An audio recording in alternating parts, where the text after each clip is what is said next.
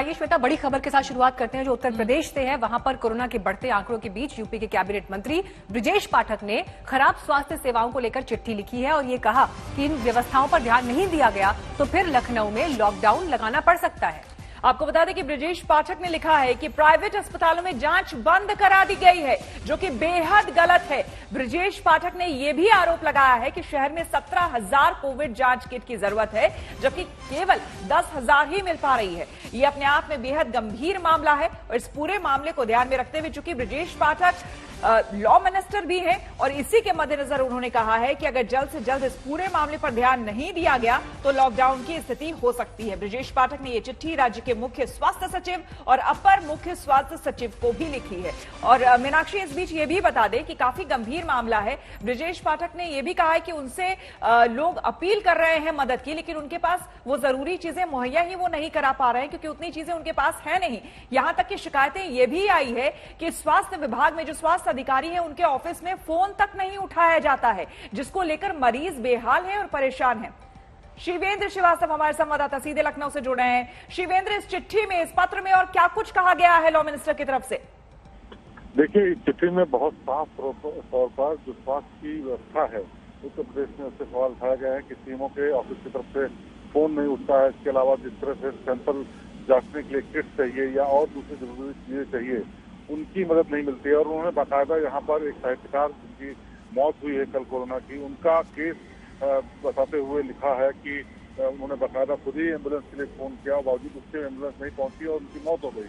और वो काफी बड़े जाने माने उत्तर प्रदेश के साहित्यकार थे और उनके लिए बहुत सारे लोगों ने प्रयास किए, उसके बावजूद भी नहीं हुआ। हालांकि उसमें जांच करने की बात कही गई। योगेश प्रवीण नाम के जो इतिहासविद और साहित्यकार हैं उनके बारे में बात करके लिखा है बृजेश पाठक ने। लेकिन उससे ज्यादा गंभीर बात यह है कि कैबिनेट मिनिस्टर स्वास्थ्य सेवाओं पर इतने गंभीर प्रश्न उठाता है और उसकी बकायदा लिखता है स्वास्थ्य सचिव को।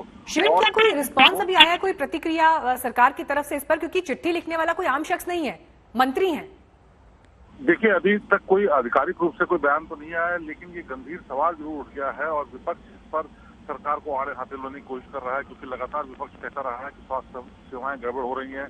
शमशान घाट में इंतजार करना पड़ रहा है लाशों को दाह संस्कार के लिए, अस्पतालों में बेड के लिए, वेंटिलेटर्स के लिए, ऑक्सीजन के लिए दिक्कतें हो रही हैं, दवाई क्रूशियल दवाइयां हैं तो कोई नहीं मिल रही है। और खास बात यह है कि इस कोविड काल में यहाँ पर जो कोरोना से संक्रमित लोग हैं उनसे ज्यादा संख्या अब उन लोगों की भी बढ़ गई है मरने वालों की जो क्रोनिक बीमारियों से पीड़ित हैं, क्योंकि कोरोना संक्रमण के इलाज की प्रायोरिटी के चलते उन लोगों पर ध्यान नहीं दिया जा रहा है। बुजुर्ग हैं, कैंसर, हार्ट की बीमारी से, शुगर की बीमारी से जो पीड़ित हैं उनकी संख्या में भी इजाफा हो गया है। और अस्पतालों को तो छोड़िए, लेकिन शमशान घाट तक में ठीक से इंतजाम नहीं है और ये लगातार सवाल उठ रहे हैं। हालांकि सरकार का कहना है कि वो जितने भी वैकल्पिक व्यवस्थाएं हैं, चाहे वो गेस्ट हाउसेस को कन्वर्ट करने की बात हो, चाहे दूसरे अस्पतालों को, प्राइवेट अस्पतालों को कोविड सेंटर बनाने की बात हो, वो सब कर रहे हैं। लेकिन ग्राउंड रियलिटी ये है कि स्थिति काबू है। और ये कैबिनेट मिनिस्टर बृजेश पाठक ने तो चिट्ठी लिखी है स्वास्थ्य सेवाओं पर सवाल उठाते हुए, लेकिन जो स्वास्थ्य मंत्री हैं जयप्रताप सिंह, उन्होंने साफ तौर पर माना कि दूसरी वेव के लिए हम पूरी तरह से तैयार नहीं हो पाए थे शुरुआत में और इसी का नतीजा है कि स्थिति खराब है और हम इसको अभी तक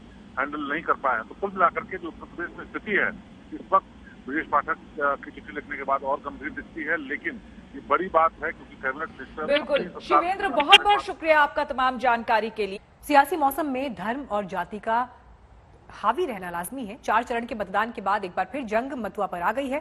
सुजाता मंडल की दलित पर आपत्तिजनक टिप्पणी ने बीजेपी को घेरने का मौका दे दिया। अब पूरे मामले में टीएमसी बैकफुट पर नजर आ रही है।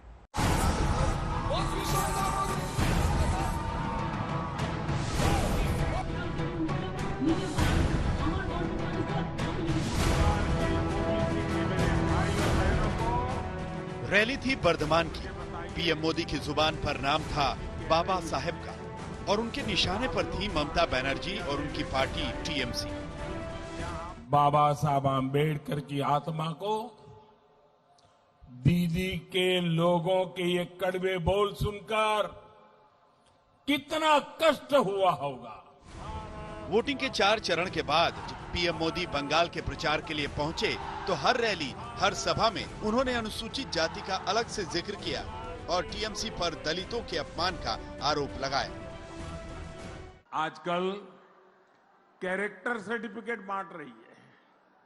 पहले आपको कैरेक्टर सर्टिफिकेट बांटा, कि 500 रुपए में बिक जाते हैं, और आज दीदी हमारे दलित भाइयों बहनों को उनके निकट व्यक्ति ऐसी भाषा दलितों के लिए बोले, भाइयों बहनों, किसी भी राज्य का मुख्यमंत्री अपने राज्य के नागरिकों के लिए, अपने देश के नागरिकों के लिए कभी भी न ऐसी भाषा बोल सकता है, न ऐसा सोच सकता है।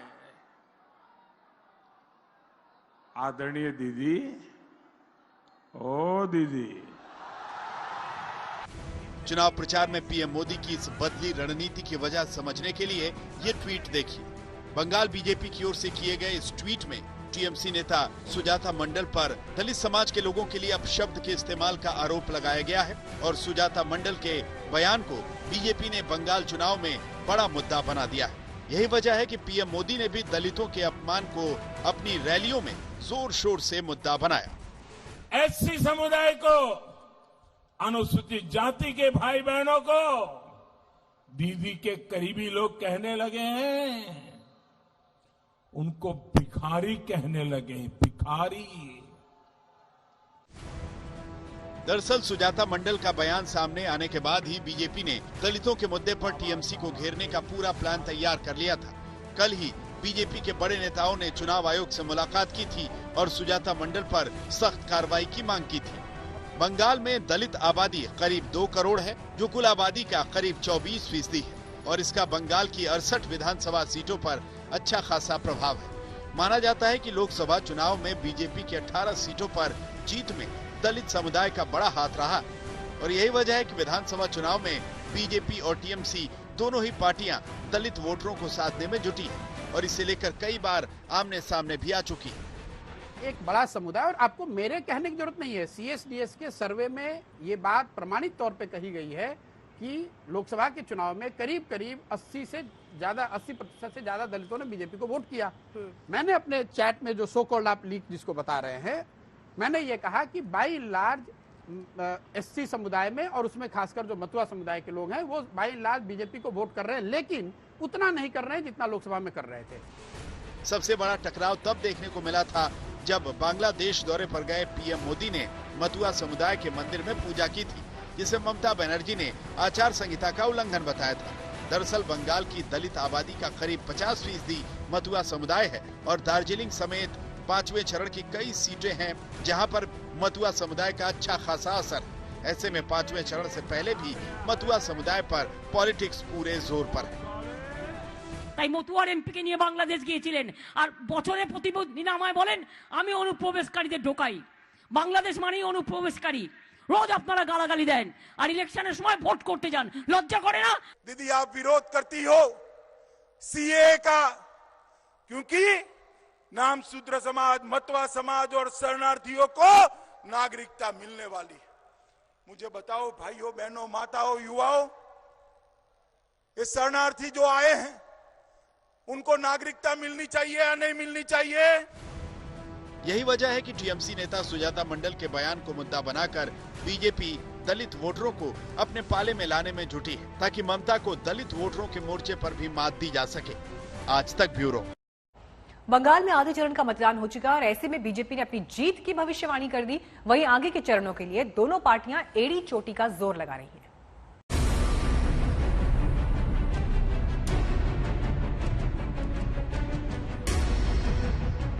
माँ, माटी, मानुष को बेच दिया, देश को बेच दिया।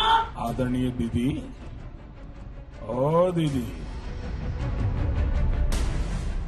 अच्छा होना चाहिए दीदी का स्वास्थ्य, मगर जब इस्तीफा देने जाए तब पैदल चलते जाए तो शान के साथ इस्तीफा लगेगा।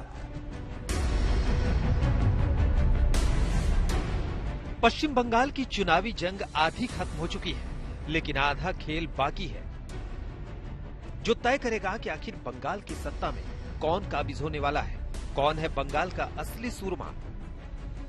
4 चरणों के मतदान के बाद जब पीएम मोदी एक बार फिर बंगाल में गरजे तो दीदी की हार का ऐलान कर दिया। अभी तो 4 राउंड हुए हैं, 4 होने बाकी है। आधे चुनाव में आपने टीएमसी को साफ कर दिया। इतने चौके छक्के मारे कि बीजेपी की सीटों की सेंचुरी हो गई है। जो आपके साथ खेला करने की सोच रहे थे, उन्हीं के साथ खेला हो गया है।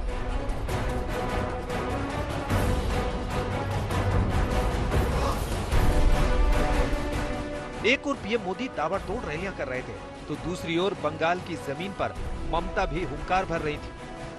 ममता के बाहरी बनाम बंगाली कार्ड पर अब बीजेपी ने ममता पर बंगाल के लोगों का अपमान करने का दांव खेला है। मोदी को गाली दीजिए, खूब गाली दीजिए, अरे टोकरा भर भर के गाली दीजिए, लेकिन दीदी सुन लीजिए, ओ दीदी, बंगाल की गरिमा, बंगाल की गौरवमयी पहचान का अपमान मत करिए। आगे बांग्लार मानुष बांग्लाके बाঁচাবে, বাংলাই পারবে, বাংলাকে বাঁচার আগে বাংলা মাকে, বাংলাকে গুজরাট হতে দেবেন না। पीएम मोदी एक ओर ममता पर तोलेबाजी और भ्रष्टाचार के आरोप लगा रहे हैं, तो दीदी ने भी केंद्र सरकार पर देश बेचने का आरोप लगा दिया। आपने गरीबों से बहुत विश्वासघात किया है। आपकी दुर्नीति ने उनका जीवन और मुश्किल किया है। डबल इंजन करो, अरे डबल इंजन आएगा कैसे? पहले तो बताओ, दिल्ली में कैसा डबल इंजन चल रहा है? क्या है? सब बेच दिया, देश को बेच दिया। दीदी, ओ दीदी, पश्चिम बंगाल में ममता के खेला हो गए दाव के बाद अब दीदी और दीदी की धूम है। ऐसे में पीएम मोदी ने आज एक बार फिर जमकर दीदी और दीदी का तंज मारा। सैकड़ों बच्चे, सैकड़ों, कोई 3 साल का, कोई 4 साल का, कोई 5 साल का, वो खुद मोबाइल पर अपनी वीडियो बना करके रखी हुई है बच्चों ने। और क्या बोल रहे हैं बच्चे? दीदी, ओ दीदी।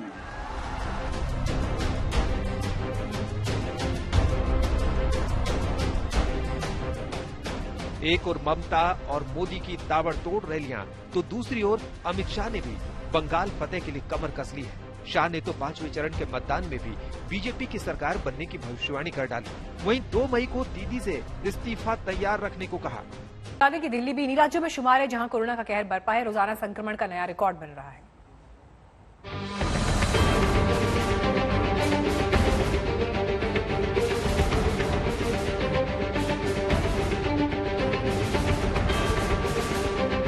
डरना जरूरी है क्योंकि कोरोना हावी हो चुका है। डरना जरूरी है क्योंकि दिल्ली में संक्रमण का रिकॉर्ड टूटता जा रहा है।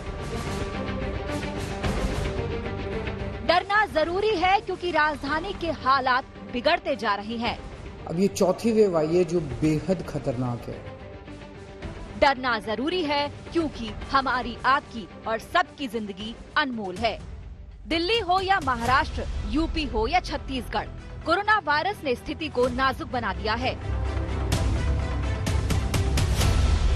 अप्रैल 2020 की तस्वीरें देखिए, तब देश लॉकडाउन का सामना कर रहा था। आंकड़े आज की तुलना में काफी कम थे, लेकिन खौफ आज से बेहद ज्यादा था। तब दिल्ली की सड़कें सूनी पड़ी थी। आज राजधानी की सड़कों पर भीड़ है, गाड़ियां दौड़ रही हैं, मार्केट में लापरवाही दिख रही है। लोग मान नहीं रहे। कुछ लोगों के लिए बगैर मास्क के घूमना मानो शान की बात हो चुकी है। लापरवाही उनकी फितरत का हिस्सा है। सोशल डिस्टेंसिंग का मजाक उड़ाया जा रहा है और कोरोना इसी मौके का फायदा उठाकर अपनी पकड़ मजबूत करता जा रहा है। वैसे लोगों को हालात का अंदाजा नहीं। सबसे पहले आप राजधानी के आंकड़े देख लीजिए और समझ लीजिए कि हालात कितने गंभीर हो चुके हैं। 8 अप्रैल को 7,437 नए केस सामने आए। 9 अप्रैल को 8,521, 10 अप्रैल को 7,897 और 11 अप्रैल को 10,000 का आंकड़ा पार कर गया। लेकिन 12 अप्रैल को ये आंकड़ा 11,491 तक पहुंच गया, जो अब तक का रिकॉर्ड है। राजधानी में मौत के आंकड़ों में भी तेजी आई है। 8 अप्रैल को 24 घंटे में 24 लोगों ने जान गंवाई थी। वहीं 12 अप्रैल को जारी आंकड़ों के मुताबिक एक दिन में 72 लोगों को अपनी जान गंवानी पड़ी, यानी महज 5 दिन में मौत का आंकड़ा 3 गुना हो गया। दिल्ली में कोरोना की ऐसी खतरनाक दस्तक ने पूरे सिस्टम को चैलेंज कर दिया। अस्पतालों में कमी दिखने लगी है तो शमशान में कोरोना से जान गंवाने वालों के अंतिम संस्कार के लिए चिताएं भी आरक्षित करनी पड़ रही हैं। तो समझिए हालात अगर बुरी होगी, क्योंकि फरवरी में सिर्फ 28 इस निगम बोध घाट में अंतिम संस्कार हुए थे, मार्च में 73 हुए थे, लेकिन पहले हफ्ते में ही लगभग 60 मौत का अंतिम संस्कार, जो शवों का अंतिम संस्कार निगम बोध घाट में हुआ है। तो समझिए कि किस तरीके से स्थिति गंभीर हो रही है। सरकार अपील कर रही है कि बहुत जरूरी होने पर ही घर से निकलें, ताकि कोरोना की रफ्तार सुस्त की जा सके। दिल्ली में भी नया मतलब लेवल पे कोरोना पहुंच रहा है और पूरे देश में भी लोगों से बस यही अपील है कि भाई घर से तभी निकले जब बहुत जरूरी हो और कोरोना को रोकें। घर से बाहर निकले तो मास्क लगा के निकले, बिना मास्क के ना। केजरीवाल सरकार बैठक पे बैठक कर रही है। अभी एक दिन पहले ही केजरीवाल ने संबंधित महकमों के आला अधिकारियों के साथ बैठक की और अपील की कि लोग बेवजह घर से बाहर न निकले। सरकार की गुहार के बीच दिल्ली के मशहूर कालका जी मंदिर में भी सावधानी बरतनी शुरू की गई। आज से शुरू हुए नवरात्रों के लिए मंदिर के आसपास की दुकानों को बंद कर दिया गया। एंट्री ई पास के जरिए शुरू हो गई है। 60 साल से ज्यादा उम्र के लोगों की एंट्री रोक दी गई है। फिर भी आज पहले दिन काफी भीड़ दिखाई दी। किस तरीके की तैयारियां इस बार मंदिर प्रशासन की तरफ से कोरोना महामारी के बीच जो है वो की गई हैं। भक्तों की सुबह से ही अच्छी खासी भीड़ जो है वो मंदिरों में फिलहाल जो है वो देखने को मिल रही है। इसके साथ साथ सोशल डिस्टेंसिंग, मास्क जैसे जो नियम है उनको किस तरीके से मंदिर प्रशासन की तरफ से फॉलो करने की तैयारियां जो है वो यहाँ पर की गई हैं।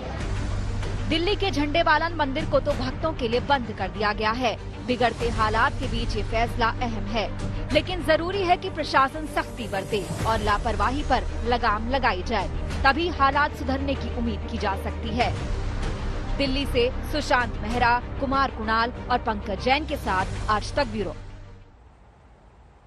दिल्ली में 24 घंटे में 11,500 के करीब नए केसेस आए हैं। 72 मरीजों ने दम तोड़ा है, यानी हालात इस वक्त बेहद खराब होते जा रहे हैं। देश की राजधानी दिल्ली में जो परिस्थितियां इस वक्त दिखाई दे रही हैं, बीते दिनों भी जो आंकड़े आए वो मुंबई से भी ज्यादा थे। 10,000 का नंबर पहले ही पार हो चुका है। 11,500 केसेस अब इस बार सामने आए हैं। 72 मरीजों ने जान गंवाई है। आज तक से दिल्ली के स्वास्थ्य मंत्री ने माना कि उत्तर भारत से काफी लोग दिल्ली में इलाज के लिए आ रहे हैं। केंद्र को दिल्ली में बेड बढ़ाने होंगे। दिल्ली के स्वास्थ्य मंत्री सत्येंद्र जैन हमारे साथ बातचीत करने के लिए हैं। बड़ी संख्या में प्राइवेट अस्पतालों को कोरोना अस्पताल घोषित किया गया है। क्या इससे आईसीयू बेड्स की कमी पूरी होगी? देखिए, दिल्ली में और पूरे देश में पिछले एक सप्ताह में बहुत तेजी से केस बढ़े हैं। देश में 1,60,000 से भी ज्यादा केस आ रहे हैं। जो पुराना रिकॉर्ड था 99,000 का, उससे बहुत ज्यादा है। दिल्ली में भी कल 11,000 से ऊपर केस गए हैं और प्रतिदिन बढ़ रहे हैं। उससे पहले दिन 10,000 कुछ थे, उससे पहले दिन 8,000 थे। तो डेली 1,000-2,000 केसेस बढ़ रहे हैं। तो दिल्ली के अंदर 14 प्राइवेट हॉस्पिटल्स को फुल्ली डेडिकेट किया गया है कोविड के लिए। 4 दिल्ली गवर्नमेंट की हॉस्पिटल को फुल्ली कोरोना डेडिकेट किया गया है और 2 दिल्ली सरकार के हॉस्पिटल्स को बहुत बड़ी संख्या में, जैसे एलएनजेपी में 1,500 बेड और जीटीबी में 1,000 बेड, ये कोरोना के लिए किए गए हैं। अभी आज की डेट में 12,600 बेड कोरोना के, जिसमें 5,000 अवेलेबल है और हम समझ रहे हैं कि जो ये 3-4 दिन में सारे बेड अवेलेबल हो जाएंगे तो इससे हमारी बेड्स की समस्या अभी तक तो नहीं है, आगे भी मुझे लगता है ये मेंटेन रहेगा, ठीक रहेगा। एक सवाल ये भी है कि दिल्ली के जो बड़े प्राइवेट अस्पताल है वहाँ देश और दुनिया से सभी लोग अपना इलाज कराने आते हैं, तो जो आम इलाज अपना वहाँ पे करवाना चाहते हैं, जाहिर होने अब दिक्कत होगी। इसके लिए लोग इमरजेंसी इलाज के लिए, अन्य बीमारियों के इलाज के लिए कहाँ रुक करेंगे? देखिए, सिर्फ 14 हॉस्पिटल को क्या, दिल्ली में बहुत सारे हॉस्पिटल हैं। इसके अलावा देखो, कोरोना के लिए भी पूरे उत्तर भारत के सभी जगह से लोग बहुत आ रहे हैं, बड़ी संख्या में आ रहे हैं, बड़ी भारी संख्या में आ रहे हैं। तो पहले भी काफ़ी कर्टेल की गई थी, नवंबर में भी जनरल सर्विसेज को कटेल किया गया था। तो अभी मुझे तो लंबे समय के लिए नहीं, अगर कम होता है तो थोड़े दिनों में खोल देंगे।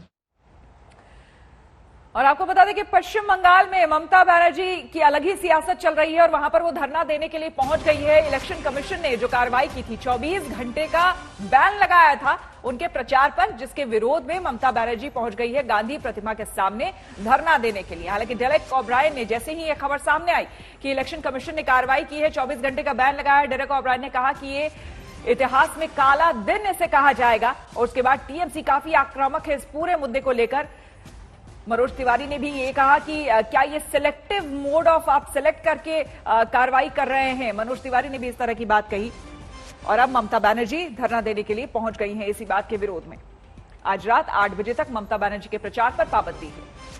हालांकि 8 बजे के बाद ममता बनर्जी फिर आज 2 सभाओं को संबोधित करेंगी, लेकिन वो यहां पर बैठी हैं क्योंकि धरना यहां पर देने की कोशिश, लेकिन साथ ही टीएमसी की तरफ से लगातार इलेक्शन कमीशन पर इस एक्शन के खिलाफ गंभीर आरोप लगाए गए और ये कहा गया कि बीजेपी के इशारे पर चुनाव आयोग काम कर रहा है। ममता बनर्जी पर यह रोक क्यों लगी? क्योंकि बीजेपी ने शिकायत की थी, मुस्लिम्स एक साथ मिलकर वोट करें, ये उन्होंने मंच से कहा था और इसी बात को लेकर शिकायत की थी इलेक्शन कमीशन से बीजेपी ने।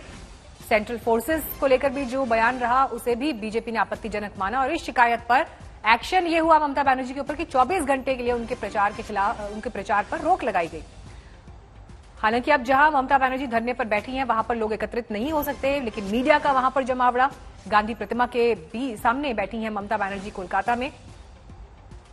आपको बता दें कि यशवंत सिन्हा ने भी, ये जब खबर सामने आई, यशवंत सिन्हा ने ये बात, यशवंत सिंह ने ये बात शायद कही थी, यशवंत सिन्हा ने, उन्होंने ये बात कही थी और उन्होंने ये कहा था कि पहले शक था, ऐसा लग रहा था कि बायस्ड है चुनाव आयोग, लेकिन अब लग रहा है कि सही है। चित्रा त्रिपाठी हमारे संवाददाता हमारे साथ जुड़ गई है। चित्रा, ममता बनर्जी सीधे अब धरने पर बैठ गई है इलेक्शन कमीशन ने जो कार्रवाई की उसके खिलाफ।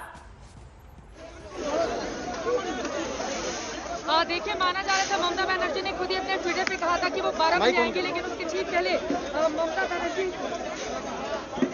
मेरी आवाज अगर आप तक पहुंच रही हो तो आप बता दें, ममता बनर्जी यहाँ पर पहले ही पहुंच गई है। उनकी तस्वीरें इस वक्त हमारे तमाम दर्शक श्रोता देख रहे हैं। ममता दीदी किस तरह से व्हील चेयर पर बैठी हुई हैं, बिल्कुल चुपचाप इस वक्त बैठी हुई हैं। हालांकि 12 बजे उन्होंने खुद ही कहा था कि वो 12 बजे यहाँ पर आएंगी, लेकिन बिल्कुल शांति से, चूंकि चुनाव आयोग ने 24 घंटे का उनके ऊपर बैन लगाया है। रात 8 बजे से लेकर आज रात 8 बजे तक ये बैन चलता रहेगा, लेकिन अपनी इस अकेली तस्वीर के जरिए दरअसल समूचे बंगाल में एक बड़ा मैसेज देने की कोशिश ममता दीदी की ओर से की जा रही है। जैसा कि इस वक्त हमारे तमाम दर्शक देख रहे हैं, आसपास कोई भी दूसरा नेता नहीं है, वहां पर स्टैंडिंग फैन लगाए गए हैं, चूंकि कोलकाता में इस वक्त जबरदस्त गर्मी देखी जा रही है और यहाँ वहां पर 2 स्टैंडिंग फैन लगे हुए हैं। दीदी व्हील चेयर पर चुपचाप बैठी हुई हैं और इस तस्वीर के जरिए दरअसल समूचे बंगाल में वो एक बड़ा मैसेज देने की कोशिश कर रही है कि किस तरह से चुनाव आयोग, जिसको बार बार वो MCD यानी कि मोदी कोड ऑफ कंडक्ट कहकर संबोधित कर रही है, कि उनके ऊपर कैसे चुनाव आयोग भेदभावपूर्वक रवैया अपना रहा है और उनके खिलाफ ये जो एक्शन लिया गया है 24 घंटे के बैन का, ये पूरी तरह से गलत है।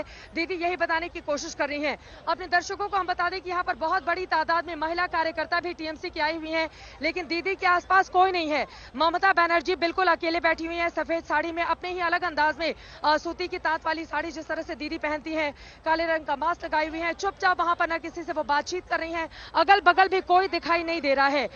यकीनन 4 दौर का मतदान बाकी है। हालांकि मुसलमानों को लेकर दिए गए अपने बयान को लेकर उनके खिलाफ यह एक्शन लिया गया है, लेकिन दीदी अब यहां पर अगले 4 चरणों के लिए, देखिए जिन शुरुआती 4 चरणों में मुकाबला हुआ उसमें 2 पर बीजेपी लोकसभा चुनाव में भी शानदार प्रदर्शन उसने किया था और उसके बाद भी उसका प्रदर्शन अच्छा रहा था, लेकिन बाकी के 4 चरण के जो मतदान हो रहे हैं उसमें मुस्लिम मतदाता बहुत ज्यादा प्रभावी हैं और इसी वजह से मुस्लिम वोट बटे ना, वो एकजुट रहे, इंटैक्ट रहे।